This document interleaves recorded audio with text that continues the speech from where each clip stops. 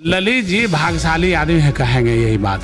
आप हम 2010 में चुनाव लड़े थे तो वो 2900 वोट, तकरीबन हम 3300 वोट से हार गए थे। 1800 वोट अगर आता तो उस टाइम में ही ललित जी 2010 में ही हार जाते।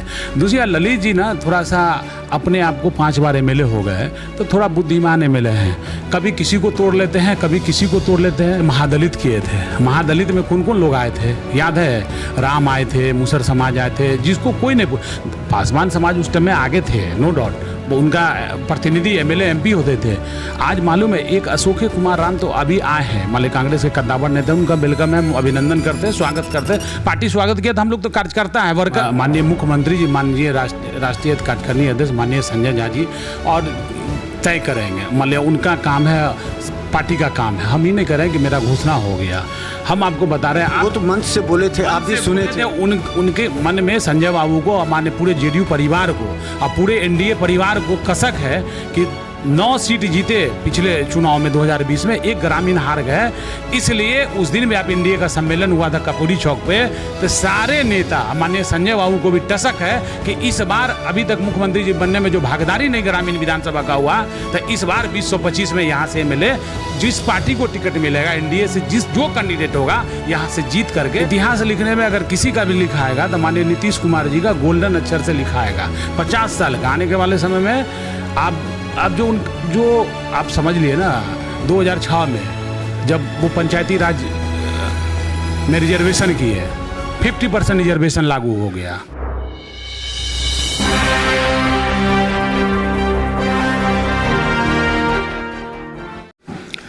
नमस्कार, बिहार मिथिला न्यूज़ में आपका स्वागत है। मैं हूं मनोज। देखिए, बिहार की राजनीति 2025 चुनाव की प्रारंभिक जो स्टेप होता है वो अब प्रारंभ हो गई है। विभिन्न राजनीतिक दल, महागठबंधन हो या एनडीए हो, घटक दलों के साथ वार्तालाप कर रही है किसको कितनी सीटें कहां से मिलेगी। सभी इस बार एक भी सीट लूज़ करने के मूड में नहीं है। महागठबंधन लगातार बैठक कर रही है। वहीं हम बता दें, एनडीए में जो तय हुआ है वो ये हुआ है कि जदयू अपना एक भी सीट जहां से भी हो वो कम नहीं करेगी। दरभंगा विधानसभा में भी हम बात करें, ग्रामीण विधानसभा में हैं।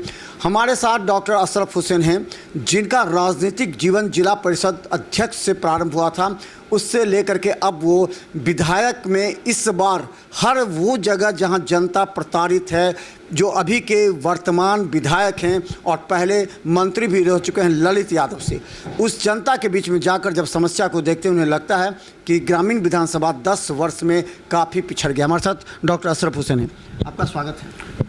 मनोज भाई, आपको बिहार मिथिला न्यूज़ को सबसे पहले आपको धन्यवाद और आपके कैमरामैन को धन्यवाद। अच्छा, एक चीज़, राजनीतिक विश्लेषण अगर हम करते हैं, अगर आप भी बहुत दिन से राजनीति में हैं, बहुत दिन से देख रहे हैं, क्या लगता है जनता चाहती क्या है? क्या जनता एक व्यक्ति के चेहरे पर वोट देती है, या उस राजनीतिक दल पर वोट देती है, या अपनी समस्या के प्रति जागरूक होते वोट देती है? आपको बता देते हैं, 2005 में माननीय मुख्यमंत्री बिहार के 2005 में मुख्यमंत्री बने थे। उनका एक नारा था, न्याय के साथ विकास करेगा। और तकरीबन माननीय मुख्यमंत्री जो नीतीश बाबू है, 20 साल, तकरीबन 19 साल के आसपास 20 साल मुख्यमंत्री होने जा रहे हैं। आने वाले कुछ ही दिनों में चुनाव होगा। जो बिहार में जो बदलाव हुआ है वो, हम तो हो सकते हैं जेडीयू पार्टी के कैडर है या कार्यकर्ता है या उसके मेंबर है, तो हम माननीय मुख्यमंत्री जी का पार्टी का तारीफ़ कर ही सकते हैं, कोई दिक्कत नहीं है बोलेंगे तो। पर आम जनता पूरे बिहार का जो गरीब गुरबा है, जिसको कोई समाज नहीं पूछने वाला है, जो वंचित समाज कहते हैं, जो सबसे ग्राउंड, सबसे गरीब, मगर उनका भी एक वोट का वैल्यू होता है। जो पढ़े लिखे हम लोग भी एक वोट का वैल्यू होता है। और आज सर्वे आप कर लीजिए तो सिर्फ अगर किसी का नाम है बिहार में तो वो नीतीश कुमार है। नीतीश कुमार के अलावा किसी का नाम नहीं है गरीबों के बीच में। आप काम करने की बात अगर कर लीजिएगा, माननीय मुख्यमंत्री जी ऐसे विकास पुरुष हुए। मैं उनका पार्लियामेंट में स्पीच सुन रहा था बहुत पहले, जब रेल मंत्री थे, यूट्यूब पे। पहला आदमी है जो एक एक्सीडेंट हुआ रेलवे का, रेल मंत्री थे, कोई लाई लटपट नहीं रखते हुए। हर नेता को मंत्रालय पसंद होता है, चकाचौंध जिंदगी पसंद होता है। वो शक माननीय नीतीश कुमार जी, जो गरीबों का मसीहा, बिहार का विकास पुरुष, इस्तीफा दे दिए। वो उनका आज से 20 साल तो मुख्यमंत्री हो रहा, 19 साल उनको, उससे पहले की बात है।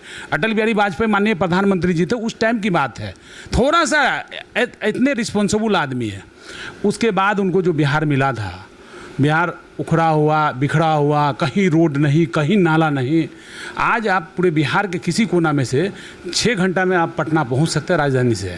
कितना काम हुआ है दरभंगे में, आप बता दीजिए। एम्स का काम है, एयरपोर्ट का काम है, अभी बड़ा अभी 4 लाइन हम लोग जो घर है 4 लाइन पे है, फिर अभी भारतमाला आ रहा है। कितना काम किए। उसका नाम है नीतीश कुमार। उसको नीतीश कुमार को कोई गरीब आदमी भूल नहीं सकता, जो बिहार का जनता है, गरीब से लेकर अमीर तक कोई भूल नहीं सकता। आपका कहना है कि पहले लालू जी को लोग बोलते थे गरीबों का मसीहा, वो नीतीश कुमार को बोल रहे हैं। मसीहा अलग चीज़ है सबका। लालू जी भी जो काम किए, लालू जी मुख्यमंत्री, उनका भी इतिहास लिखाएगा। माननीय नीतीश कुमार जो 19 साल 20 साल मुख्यमंत्री जी रहे हैं और जो रहेंगे आने वाले, उनका भी इतिहास लिखाएगा। इतिहास लिखने में अगर किसी का भी लिखाएगा तो माननीय नीतीश कुमार जी का गोल्डन अक्षर से लिखाएगा। 50 साल का आने के वाले समय में आप जो आप समझ लिए ना, 2006 में जब वो पंचायती राज में रिजर्वेशन किए, 50% रिजर्वेशन लागू हो गया। उसमें जो कहीं कोई किसी को छोटा जाति का लोग, चौपाल समाज, सहनी समाज, मुसहर समाज, अल्पसंख्यक में अति पिछड़ा, सबको मौका मिला।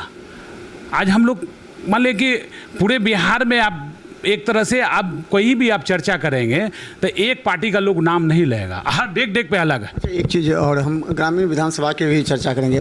संजय झा पिछले दिनों जब आए थे तो बहादुरपुर विधानसभा में बड़ा कार्यक्रम हुआ था, आप भी थे वहाँ पर। उसमें उन्होंने घोषणा कर दिया, बोलते बोलते वो भावुक हो गया, बोल दिए कि मदन सहनी को जिताइए आप लोग तब होगा। और उन्होंने नीतीश कुमार के 125 यूनिट बिजली फ्री और 400 से 1100। ग्रामीण विधानसभा में भी उन्होंने आपका नाम लिया है कि इस बार डॉक्टर अशरफ हुसैन पिछली बार जो गलतियां हुई थी, चूक हुई थी, जिससे हार गए थे, वो इस बार पूरा करके लेंगे। तो क्या लगता है, नाम की घोषणा हो चुकी है बहादुरपुर ग्रामीण विधानसभा में? नहीं, ये तो तय करेंगे माननीय मुख्यमंत्री जी, माननीय राष्ट्रीय कार्यकारिणी अध्यक्ष माननीय संजय झा जी, और तय करेंगे। मान लिया उनका काम है, पार्टी का काम है। हम ही नहीं करें कि मेरा घोषणा हो गया। हम आपको बता रहे हैं, वो तो मंच से बोले थे, आप भी सुने थे। उनके मन में संजय बाबू को और माननीय पूरे जेडीयू परिवार को और पूरे एनडीए परिवार को कसक है कि 9 सीट जीते पिछले चुनाव में 2020 में, एक ग्रामीण हार गए।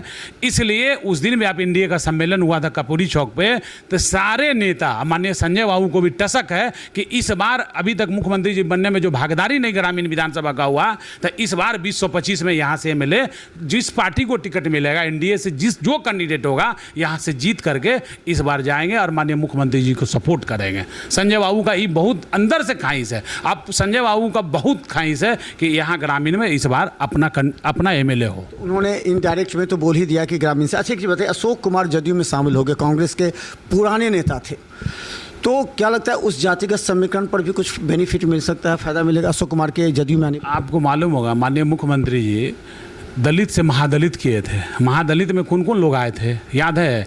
राम आए थे, मुसहर समाज आए थे, जिसको कोई नहीं, पासवान समाज उस टाइम में आगे थे, नो डाउट, उनका प्रतिनिधि एमएलए एमपी होते थे। आज मालूम है एक अशोक कुमार राम तो अभी आए हैं, मान कांग्रेस के कद्दावर नेता, उनका वेलकम है, अभिनंदन करते हैं, स्वागत करते हैं। पार्टी स्वागत किया तो हम लोग तो कार्यकर्ता है, वर्कर है, तो हम लोग क्यों नहीं स्वागत करेंगे? हम आपको फिर पहले भी बोल चुके हैं, हर समाज को जिसको किसी ने नहीं पूछा, उनको माननीय नीतीश कुमार जी ने पूछा, माननीय संजय झा ने पूछा, उनको सम्मान दिलाने का काम किए। अशोक बाबू आ गए तो पार्टी को बहुत बड़ा बेनिफिट होगा, यहाँ दरभंगा में अच्छे से बेनिफिट होगा। जिस समाज से आते हैं, राम समाज से आते हैं, राम समाज पहले भी वोट देते थे और वोट ज़्यादा ज़बरदस्त वोट करेंगे।